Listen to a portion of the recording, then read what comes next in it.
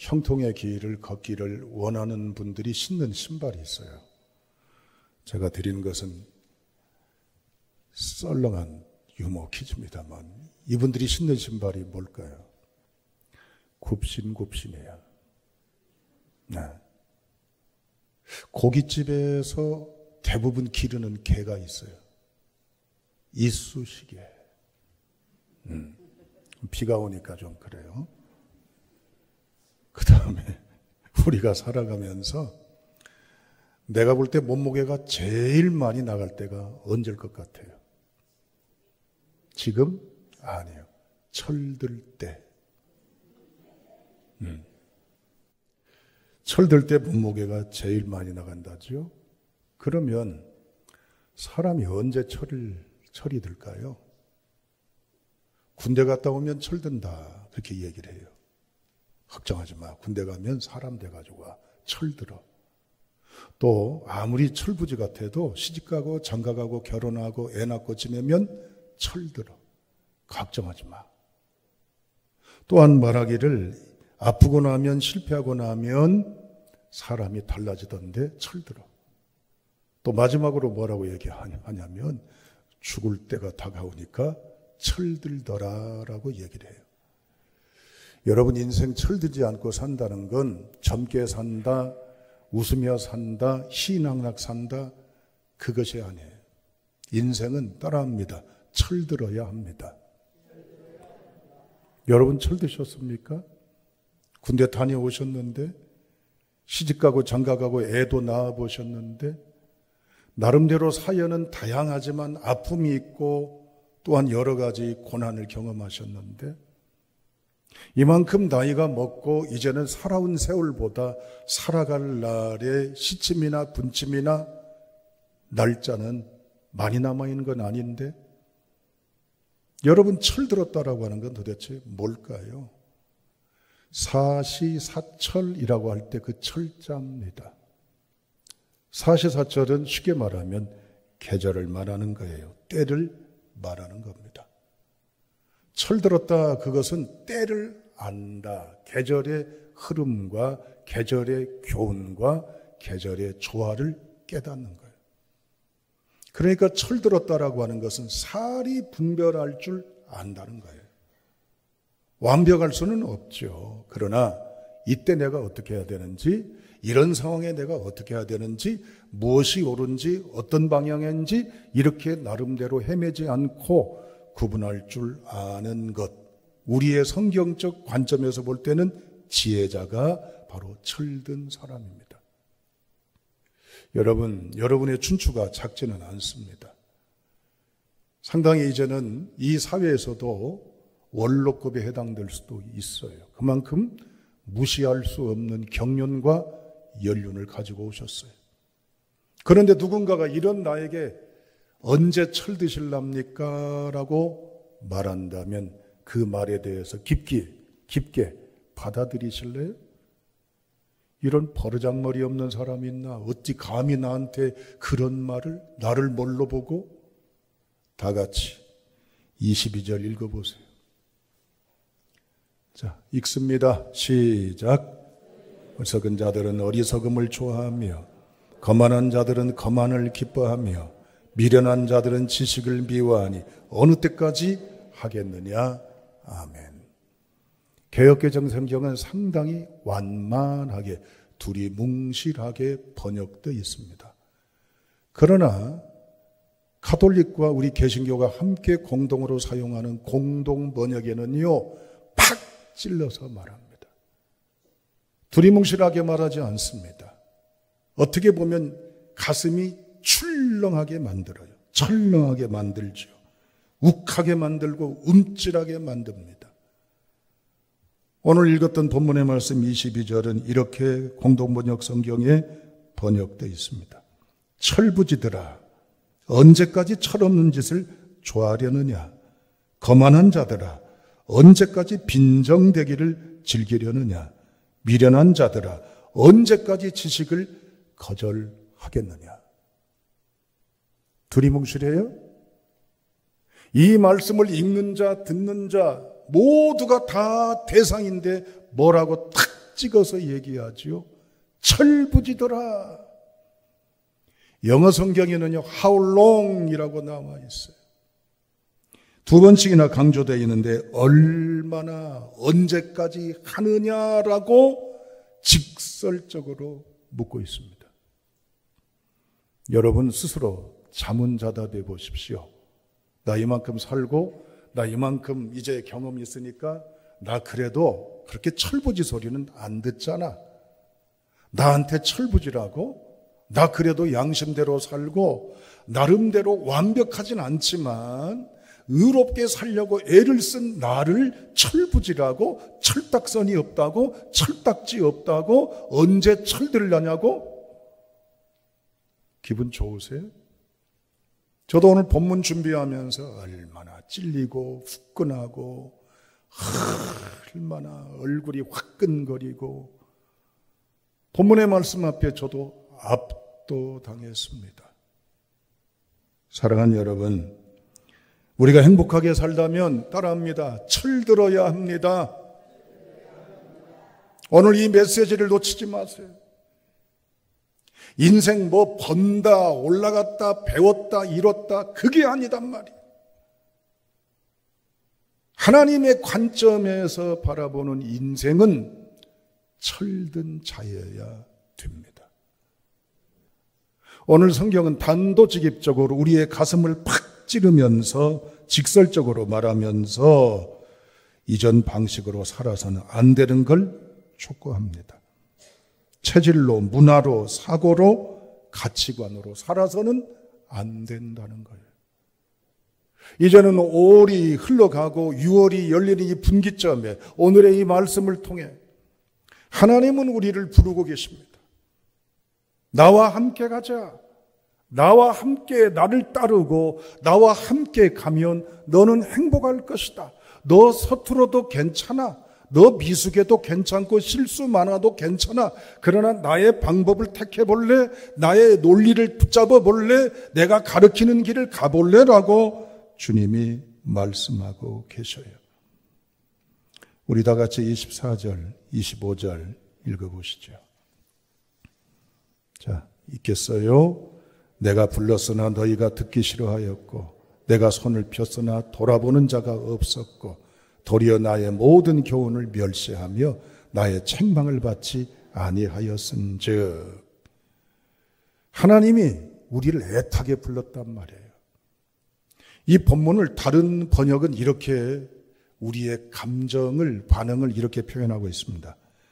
내 말 좀 들어보라고 애타게 손짓해도 들은 채 하지 않고 못 본 채 돌아보지 않는다. 이렇게 하는 것이 좋지 않겠느냐고 일러줘도 내가 하는 말 우습게 여기고 그런 짓 하는 것은 옳지 않다고 아무리 꾸짖어도 콧방귀도 뀌지 않는다. 누가? 하나님이 누구에게? 나에게 분명히 들어라. 그거 아니다. 그렇게 하지 말아라. 네 생각이 바르지 못하다. 그러다가 네 스스로 화가 된다고 들려줬는데도 안 들어. 관심 없어. 요즘에 반려견 인구가 많아졌어요. 참 가족처럼 기릅니다. 반려견을 잘 길렀는데 이제 고유명사, 예를 들어 멍멍하라 합시다. 멍멍아 했는데 꼬리를 흔든다든지 고개를 돌린다든지 쳐다본다든지 해야 되는데 안 그래. 그럼 어쩌겠어요? 그거 아무것도 아니죠? 근데 어쩌겠어요, 여러분들? 은근히 속상해, 서운해, 괘씸해. 물론 그러고 말아요. 그럼 묻습니다. 하나님이 우리 부르셨어요. 하나님 무슨 기도원에만 올라와서 신비한 음성 가운데 부르신 것만이 아니에요. 무슨 하나님이 이상한 기호 체계를 통해서 비밀 요원이 아는 그런 신비로움으로 우리를 부르신 게 아니에요. 삶 가운데서 우리를 부르셨어요. 분명히 부르셨어요. 우리는 들었어요. 그런데 관심이 없어요. 외면해요. 그럴 때 하나님은 어떠셨을까? 다 같이 몇 절을 보시느냐? 20절부터 22절까지 읽어보시죠. 자, 읽겠습니다. 시작.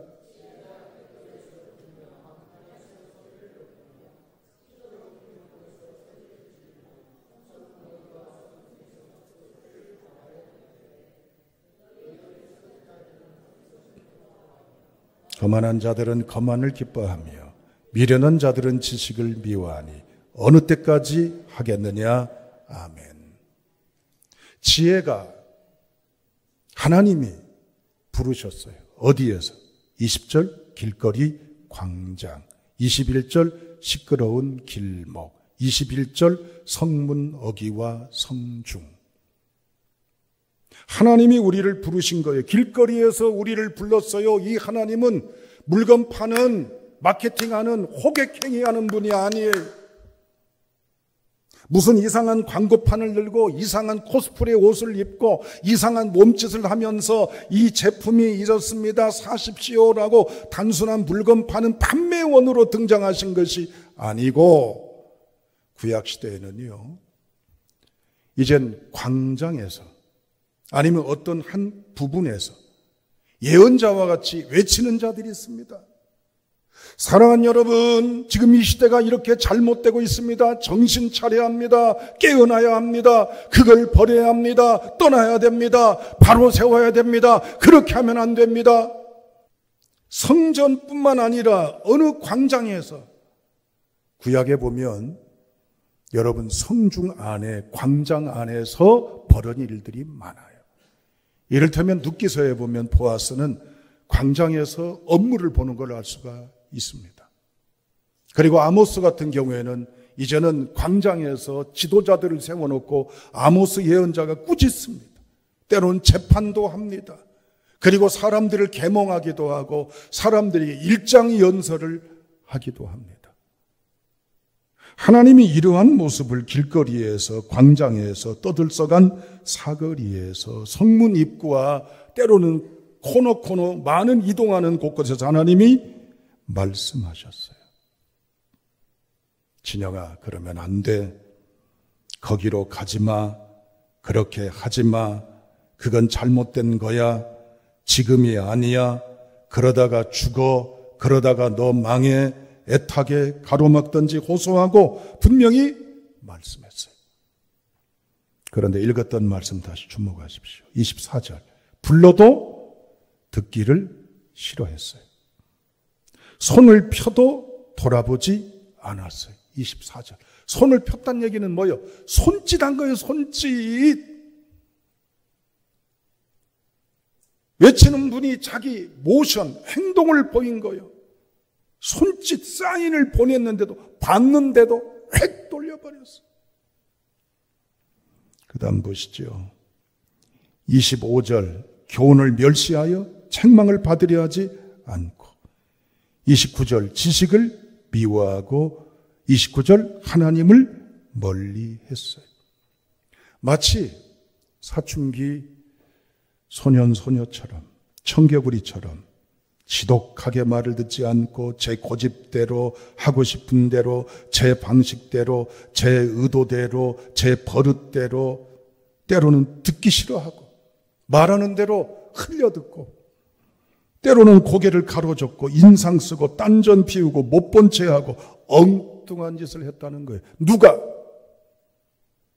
솔로몬 시대 백성뿐만 아니라 오늘에 살아가는 우리가. 하나님이 광장에서, 삶 속에서, 일상에서 외칩니다. 물론 이건 잠시 후에 해설하지만 하나님이 신비로움으로 나타나서 하는 것만이 아니에요. 하나님은 일상의 사람과 사건과 분위기와 환경 속에서 나를 향해 잡아주시는 지혜의 말씀의 메시지를 다양한 경로로 우리에게 들려주고 계셔요. 그런데 우리는 그거 안 들어요. 자존심 내세우고 성질내고 내가 알아서 하겠다고 그러고 내 방식이 옳다고 그러고 내가 하고 싶은 대로 하겠다는 고집을 내세우고 내 관점, 내 입장, 내 처지의 것만 주장할 뿐이지 들으려 하지 않아요. 선택적 지각만 가지고 있다는 겁니다. 이를테면 교회에서 무엇을 하자고 광고를 해요. 그럼 묻습니다. 그 광고 들으시고 여러분 반응은 어떻습니까? 관심 두십니까? 참여하십니까? 동참해 보려고 애를 써 보십니까? 그렇지 않은 게 다수예요. 왜? 나하고 상관없는 걸로 흘려 들으니까 그렇고, 중요하게 여기지 않으니까 그렇고, 내가 섬기는 교회의 중대한 부분이라고 여기지 않기 때문이에요. 이러한 일들은 허다합니다. 시장 통해서 많은 사람이 출입하는 인구 이동이 많은, 쉽게 말하면 영업하기 딱 좋은 장소에서 사람들이 모여들면 아주 장사의 몫이잖아요. 그 자리에서 하나님이 외치시는 거예요. 지혜로 깨달으라고, 들으라고, 바로 잡으라고, 바른 길을 가라고 말씀하시는데 듣지를 않아요. 여러분, 기본적으로 하나님의 말씀, 때로는 우리를 향한 교훈의 의미는 책망으로 들립니다. 나를 꾸짖는 걸로 들리고, 나를 자극하는 걸로, 틀렸다고 하는 걸로, 내가 문제라고 하는 걸로 들립니다. 그러나 교육은 책망의 방법을 놓으면 교육이 될 수가 없습니다. 하나님의 말씀은 위로의 메시지도 있지만 때로는 경고하고, 때로는 질책하고, 때로는 훈계할 때도 있습니다. 주의 말씀을 들을 기회가 있기를 주님의 이름으로 축원합니다. 오늘의 이 전도서의 잠언서의 말씀은 뭐예요? 하나님이 일상의 삶 가운데 사람을 통해, 환경을 통해, 사건을 통해 우리로 하여금 바로 잡아주려고 길거리에 말씀하시듯 교훈하셨어요. 그러면 어떤 이는 그걸 듣고 경험을 하고 깨닫고 후회하고 뉘우치고 바로서 돌이켜 인생을 전환하고 의의 길로, 행복의 길로, 가족을 위한 길로, 모두의 공동선을 위해 인생을 전환하는 이들이 허다하지만 그렇지 않은 일도 많습니다. 다 같이 26절부터 30절 읽어보시죠. 자, 읽습니다. 시작. 너희가 재앙을 만날 때 내가 웃을 것이며 너희에게 두려움이 임할 때 내가 비웃으리라. 너희의 두려움이 광풍같이 임하겠고 너희의 재앙이 폭풍같이 이르겠고 너희에게 근심과 슬픔이 임하리니 그때 너희가 나를 부르리라. 그래도 내가 대답하지 아니하겠고 부지런히 나를 찾으리라. 그래도 나를 만나지 못하리니 대저 너희가 지식을 미워하며 여호와 경외하기를 즐거워하지 아니하며 나의 교훈을 받지 아니하고 나의 모든 책망을 업신 여겼음이니라. 아멘. 어떻게 한다는 얘기예요? 너희들이 어려움을 당하고 고난을 당하고 죽겠다고 못 살겠다고 살려달라고 그럴 때 하나님이 비웃는 것 같으시죠? 말할 때는 안 듣더니 잘한다, 잘됐다, 꼴 좋다. 표현이 좀 거칠더라도 언짢아하지 마십시오. 오늘 성경 표현이 그거예요. 내버려 두신다는 거예요. 그래, 네 하고 싶은 대로 다 했지?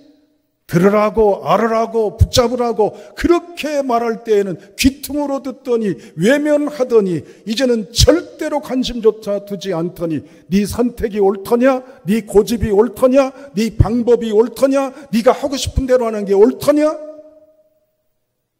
깨달아 봐. 알아봐.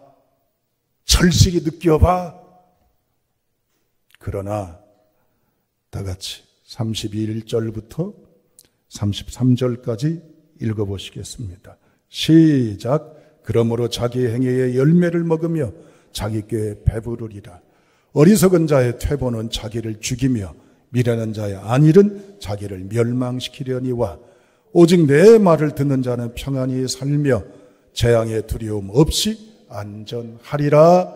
아멘. 결론입니다. 지난 일주일 동안 혹시 지내오시면서 누가 나에게 내 자존심을 긁는 소리를 아내가 했던, 남편이 했던, 누가 했던, 누가 해서 정말 창피할 정도로 마음 상하고 그거 생각하면 밥 먹다가도 입맛이 뚝 떨어지고 자려고 누웠다가도 그만 분이 나서 잠 못 이루고 뜬 눈으로 지새웠던 경우에 있던 그 소리, 그게 나를 불행케 만드는 소리만일까요? 우리는 본의 아니게 인생의 수업료를 치렀습니다. 그리고 깨달았고 배웠고 비로소 알게 됐습니다. 인정하기에는 큰소리 졌던 내가 자존심 상해서 감히 표현 못하지만 속으로 이렇구나 라고 하는 걸 깨달았습니다. 결혼이라고 하는 게 이렇구나, 돈이라고 하는 게 이렇구나, 사람 관계가 이렇구나, 인생의 의미가 무엇인가 중요하다는 것이 이렇구나, 세상에서 행복이 뭔가 비로소 내가 알았다라고 깨웠고 배웠고 들었고 느꼈던 것이 있으면 그게 복음입니다. 그걸 붙잡기를 축복합니다. 그걸 붙잡고 되새김질을 해야 내가 행복자가 되고 내가 사리분별하게 되고 내가 제 위치, 제 관점을 가자 철없는 자가 아니라 철드는 성숙과 성장의 지혜로운 행복자가 될 줄로 압니다. 하나님은 금주간 우리를 열어놓으신 창으로 이끌고 가실 것입니다. 지난주보다 엄청 속상한 일을 보고 듣고 맞닥뜨릴 수도 있습니다. 정말 여러 가지 기분 나쁜 언짢음들이 나를 기다리고 있을 수 있습니다. 그럴 줄 몰랐는데 그런 경험을 할 수도 있습니다. 그러나 그것이 나를 깨우는 소리라면, 그것이 나를 살리는 소리라면, 그것이 나를 향한 행복의 메시지라면 아픈 것 저버리고 그 속에 담아있는 알맹이를 붙잡는 지혜자가 될 수 있기를 주님의 이름으로 축원합니다. 하나님 앞에 병낫기를 물질 많이 벌러서 행복하기를, 가난 벗어나기를 단순히 구할 것만 아니라 하나님, 이 아픔 속에 깨달음을 주세요. 이 슬픔 속에 깨달음을 주세요. 이 고통 속에 알물 주세요를 갈망하는 지혜자로 설 수 있길 주님의 이름으로 축원합니다. 행복을 위해 부르는 소리 하나님이 준비해 놓으셨습니다. 일주간 어떤 일을 만나든 감사하게 여기시고 쓴소리 또한 괴로운 소리를 듣고 보고 경험했다 할지라도 아멘으로 화답하는 성장과 성숙의 지혜자로 살아갈 수 있기를 주님의 이름으로 축원합니다.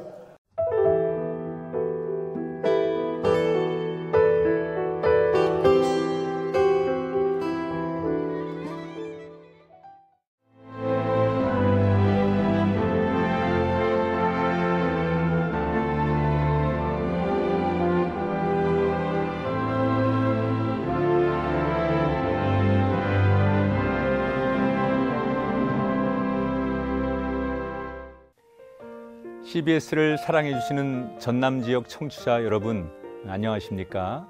CBS 재단 이사장 꿈의 교회 김학중 목사입니다. 여러분의 사랑과 관심 덕분에 전남 CBS가 순천시 장천동에 새로운 사옥을 마련하게 됐습니다. 이 방송국 사옥이라는 것은 단순히 건물을 짓는 의미에 지나지 않습니다. 전남 지역 복음 전파와 특별히 다음 세대를 위한 미래 비전을 세우는 일입니다. 코로나19로 모든 활동이 중단되고 또 관계가 단절되는 상황이지만 우리 CBS 방송만큼은 우리의 발길이 닿지 않는 곳까지 구석구석 하나님의 말씀을 전하는 위대한 힘을 지니고 있습니다. 이 방송이 믿음의 반석 위에 굳건히 세워질 수 있도록 여러분들께서 벽돌 한 장 한 장씩 쌓아가는 마음으로 전남 CBS를 위해 후원해 주시고 기도해 주시기를 간곡히 부탁드립니다. 여러분의 이 작은 행함이 CBS를 통해서 교회 공동체를 회복하고 누군가의 믿음을 소생시켜 줄 굳게 믿습니다. 여러분 한 분 한 분을 축복합니다.